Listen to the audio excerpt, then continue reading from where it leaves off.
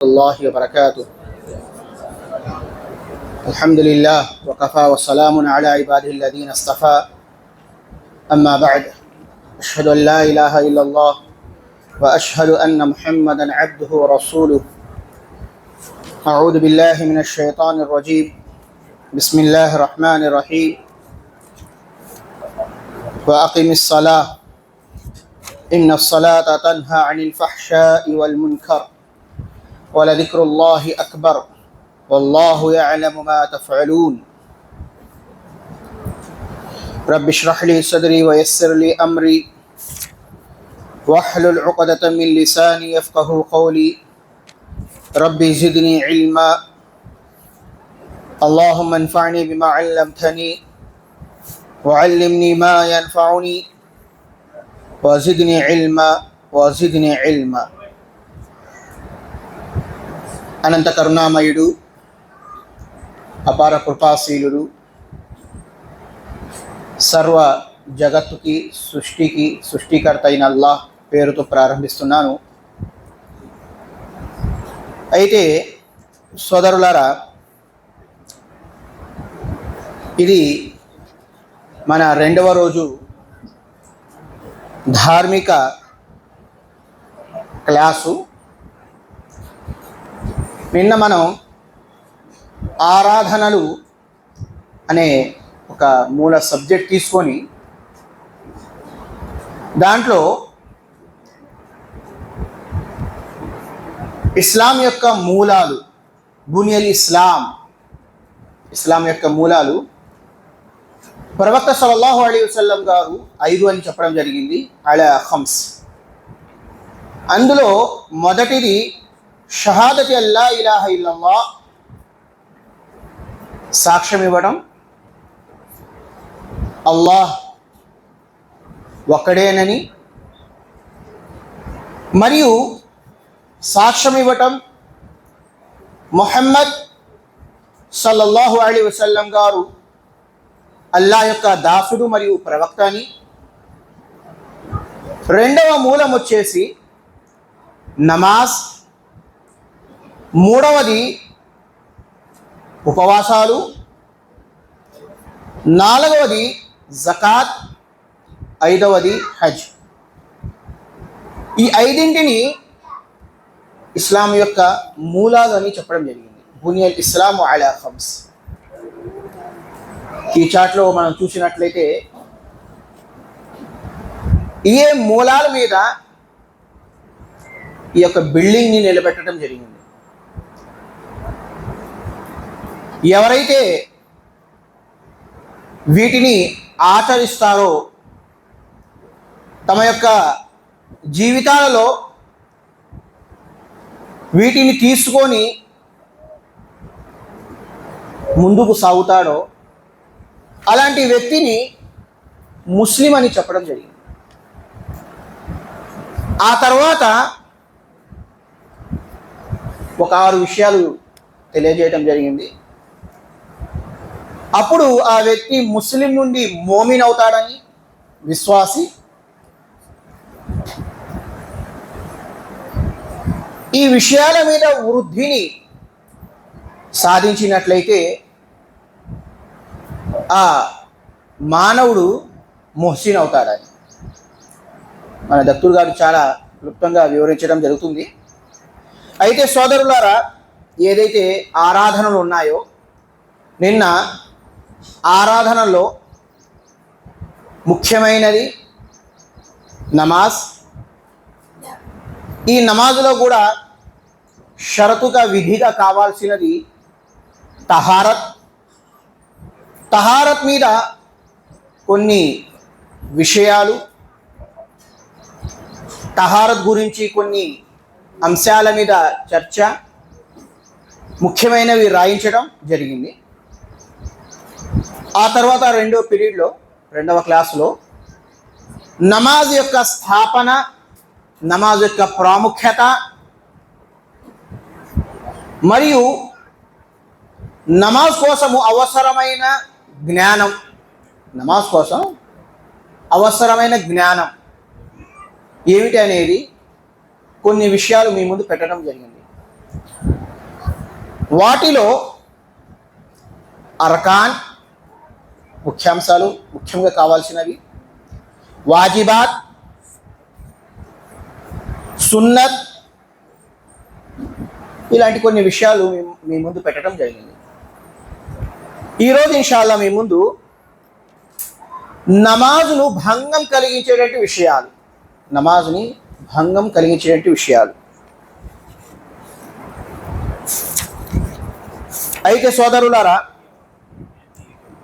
నమాజు మనల్ని చెడు నుండి ఆపుతుంది. ఇన్న సలాత తన్హా అనిల్ ఫహ్షాయి వల్ మున్కర్.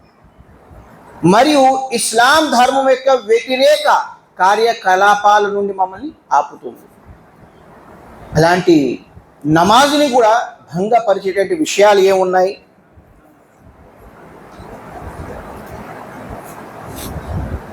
ముఖ్యమైనది మొదటిది, నమాజుని ఆ రకంగా ఆచరించకుండా ఏ రకంగా అయితే ప్రవక్త సల్లల్లాహు అలైహి వసల్లం గారు చెప్పారో మనకి ఇష్టం వచ్చినట్లు ఆచరించినట్లయితే అది మన యొక్క నమాజుని భంగపరుస్తుంది. నమాజ్ ఎలా స్థాపన చేయాలి? సల్లు కమా రఅయితుమూని ఉసల్లి హదీస్ యొక్క చిన్న వాక్యము, ఒక పెద్ద హదీసులోని చిన్న వాక్యము.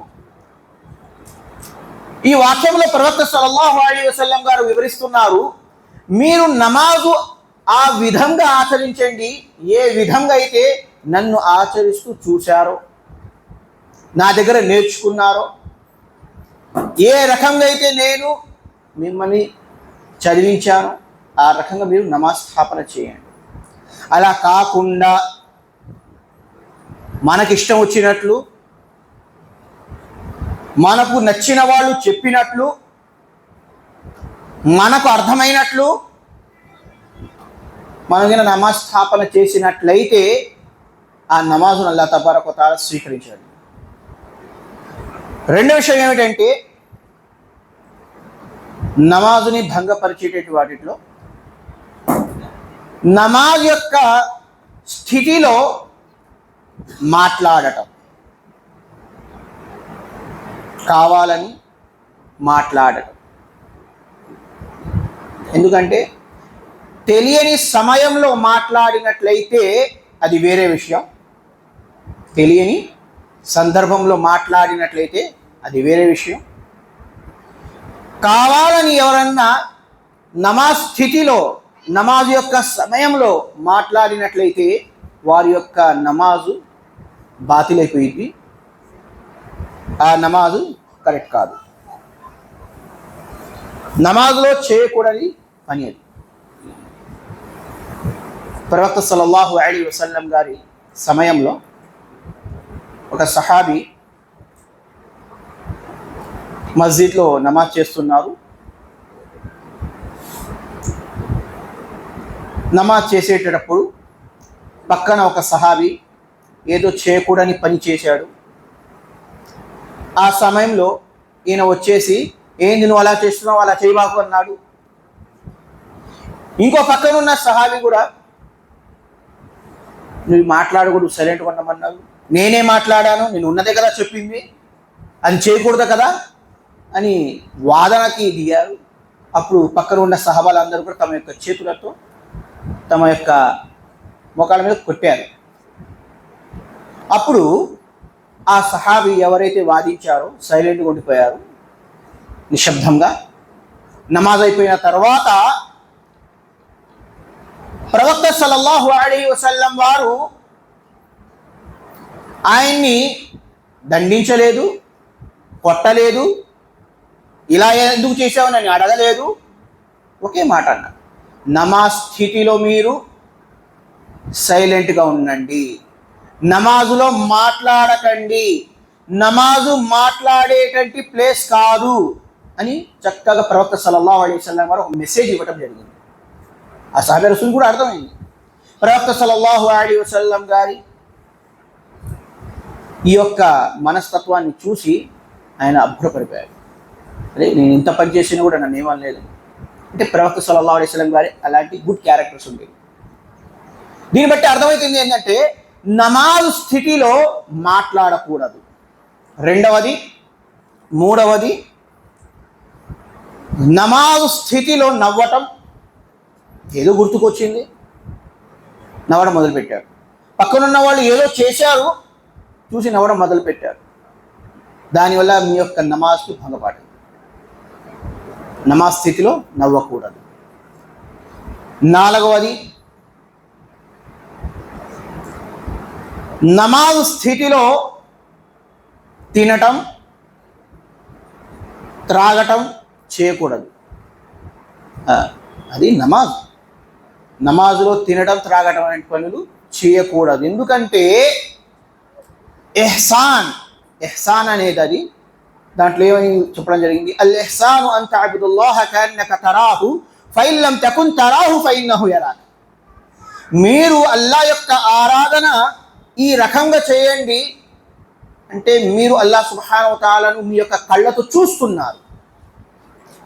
ఒకవేళ మీ యొక్క విశ్వాసం అంత గట్టిగా లేకపోయినట్లయితే మీరు మీ యొక్క మనసులో ఇలాగైనా అర్థం చేసుకోండి, అల్లాహ్ సుబ్హానహు వ తఆలా మిమ్మల్ని చూస్తున్నాడని. అంటే మీరు అల్లాహ్ ముందు నిలబడ్డారు, అల్లాహ్ యొక్క ఆరాధన చేస్తున్నారు. ఆరాధనలో, నమాజ్ స్థితిలో ఇలాంటి పనులన్నీ చేయకూడదు. అదేవిధంగా సోదరులారా, ఐదవ విషయం, బేసతర్ హో జానా. అంటే సతర్ నుండి బయటకు అని కట్టుకున్న గుడ్డలు సరిగా లేకపోవటం. మనం ఏదైతే దుస్తులు ధరించామో ఆ దుస్తులు మనకి కరెక్ట్గా లేకపోవటం. ఈరోజు మనం చూస్తున్నాము నమాజ్ స్థితులలో చాలామంది యువకులు, వ్యక్తులు తెలిసియో తెలవకో నమాజ్ టైంలో ఎలాంటి దుస్తులు వేసుకొస్తారంటే చాలా టైట్గా ఉంటాయి.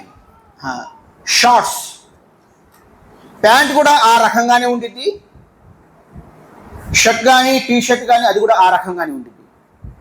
షర్ట్ ఎలాగంటే రుక్కు మరియు సజ్జలు పోయినప్పుడు ముందుకు వెళ్ళిపోయింది, వెనకాల నడుము మొత్తం, వెనకాల ప్రైవేట్ ప్లేస్ మొత్తం కనబడుతుండేది. ప్యాంట్ వేసుకున్నారంటే అది ఎలాగ ఉండిద్ది అంటే మొత్తం కిందకి జారిపోతూ ఉండిద్ది, లేకపోతే మొత్తం టైట్ అయిపోయి ఒక బాడీ మనకు కనబడుతుండేది. ఇంకేం లేదు, గుడ్డ వేసుకున్నట్లే లేదు, అలా ఉంది. అంటే నమాజ్ స్థితిలో మీరు సతర్ అనే విషయాన్ని గుర్తుపెట్టుకోండి. సరైన బట్టలు వేసుకోండి, సరైన దుస్తులు వేసుకోండి. నిన్న మనం ఖురాన్ యొక్క ఒక వాక్యం విన్నాం, ఇంద కుల్లి మస్జిద్ ఖుదు జీనతకుం ఇంద కుల్లి మస్జిద్. మీరు నమాజ్కి వస్తున్నప్పుడు జీనత్తో రండి, అంటే మంచి బట్టలు వేసుకొని రండి, మంచి దుస్తులు ధరించుకొని రండి. ప్రవక్త సల్లల్లాహు అలైహి వసల్లం వారు ఖురాన్ యొక్క ఈ వాక్యాన్ని వివరించడం జరిగింది. అదేవిధంగా ఆరవది,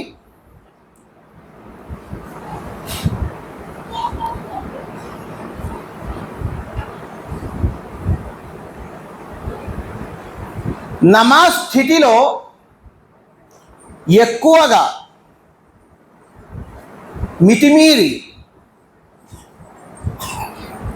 సైగలు చేయడం, ఇది కూడా చేయకూడదు సోదరా.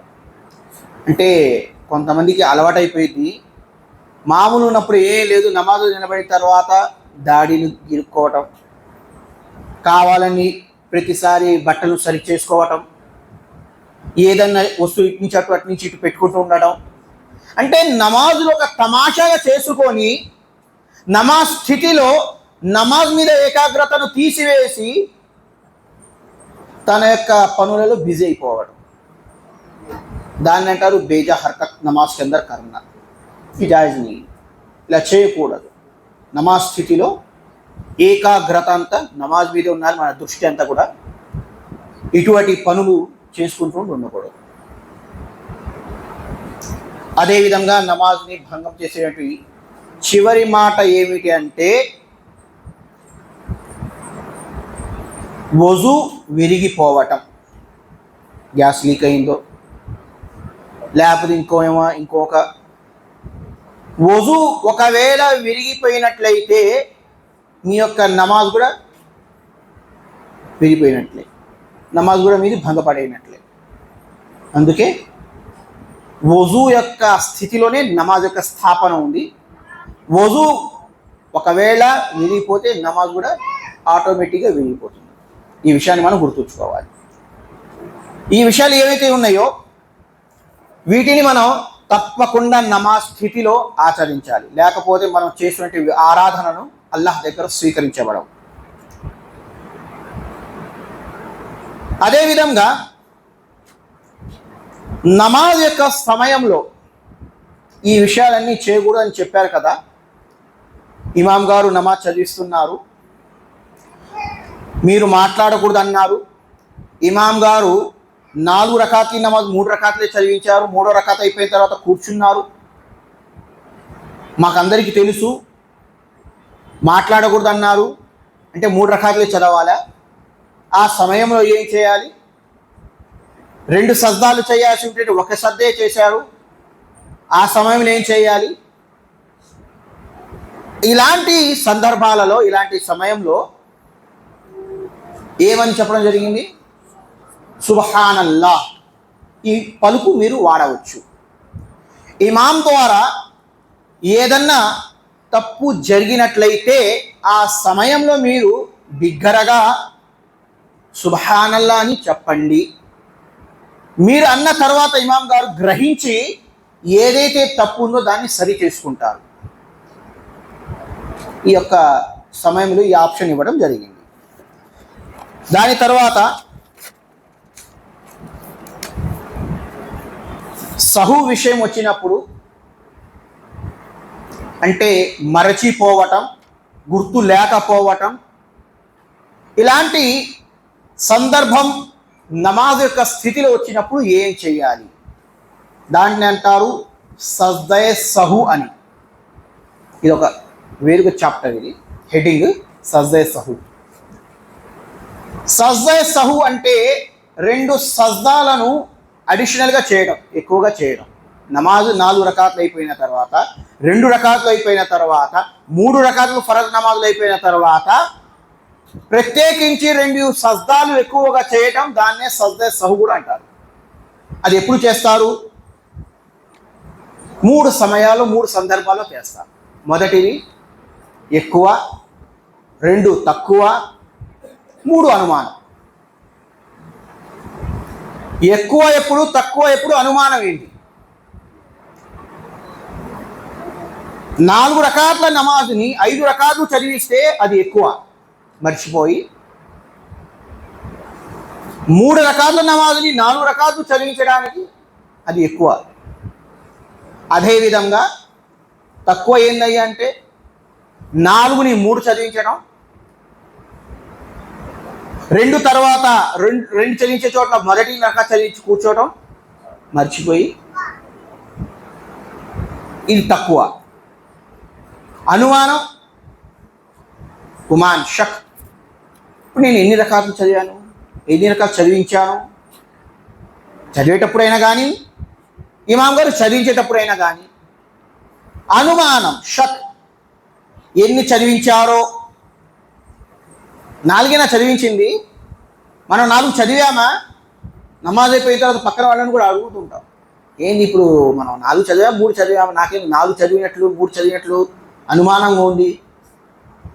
ఇలాంటి సందర్భాల్లో చేసేటటువంటి సజ్దాలనే సజ్దాయే సహు అంటారు. అయితే సోదరులారా, ఎక్కువ చేసినప్పుడు చివరిగా సలాము తిరిగేటటువంటి ముందు, సలాం తిరగకంగా ముందు అంటే అత్తహియాతు చదివి, దరూదు చదివి, ఇంకొక దువా చదివి, సమయం పట్టి చదివిన తర్వాత మనం సలాము ఇటు అటు తిరగక ముందు 2 సజ్దాలు సజ్దాయే సహు చేసుకొని రెండు వైపులా తిరిగినట్లయితే మన యొక్క ఏదైతే ఎక్కువ చేశామో అది కరెక్ట్ అయిపోయింది. ఇంకా రెండవ అంశము తక్కువ, 4 చోట 3. ఇలాంటి సందర్భంలో ఒక రకాతు నమాజుని మళ్ళీ లేచి చదివించి ఆ రకాత్ అయిపోయిన తర్వాత, అత్తహియాత్ అయిపోయిన తర్వాత, దరూద్ ఇబ్రాహీం చదివిన తర్వాత 2 సజ్దా సహు చేసి సలాం తినడం. తక్కువైన సమయంలో ఈ రకంగా, మరియు అనుమానం ఉన్న సమయంలో, ఇప్పుడు నేను 3 చదివానా, ఇప్పుడు 4వ దానికి లేవాలా డౌట్ ఉన్నప్పుడు అంటున్నారు, మీకు స్థిరత్వం దేని మీద అయితే ఉందో, ఏదైతే మీకు పక్కాగా నేను ఎక్కువ శాతం 70%, 80% నేను చదివాను అని గ్యారంటీ మీకు ఉన్నట్లయితే మీరు చదివినట్లు. కాదు నేను పక్కాగా నాకు బాగా గుర్తుంది, నేను చదవలేదు అని ఏ తరఫైతే మీకు యఖీన్ ఉందో, స్థిరత్వంగా ఉందో, అప్పుడు ఆ సమయంలో మీరు చేయనినట్లు నిర్ధారించుకోవాలి. ఏదో ఒకవైపు రావాలి, అటన్నా ఇటన్నా నిర్ధారించుకొని ఎక్కువ చేసినట్లయితే 2 సజ్దాలు సహులు చేసుకోవాలి. తక్కువ చేసినట్లు మీకు ఒక అవగాహన, ఒక స్థిరత్వం వచ్చినట్లయితే ఏదైతే మిగిలిపోయిందో, ఒక రకాత్ కానీ, ఒక సజ్దా కానీ, ఇంకేదన్నా కానీ, ఏదైనా పార్ట్ నమాజ్ యొక్కది అది పూర్తి చేసుకొని 2 సజ్దా సహులు చేసుకోవాలి. లేకపోతే నేను కరెక్ట్ చదివినట్లే ఉంది అని ఒక అవగాహన ఉన్నట్లయితే ఇంకా మీరు సలాం తిరగండి, ఇబ్బంది ఏం లేదు. ముందు మీ మనసు దేని మీద డిపెండ్ అయి ఉంది, తక్కువ చేశారనా, ఎక్కువ చేశారనా, లేకపోతే కరెక్ట్గా చదివారనా, ఈ అనుమానం ఏదైతే ఉందో దాన్ని క్లియర్ చేసుకోవాలి. సజ్దా సహులో ఈ 3 విషయాలు మనం తప్పకుండా పాటించాలి. అదేవిధంగా సోదరులారా, నమాజ్ యొక్క పూర్తిగా క్లుప్తంగా ప్రాక్టికల్ ఇక్కడ మనం చేయించవచ్చు, కానీ టైం తక్కువగా ఉంది.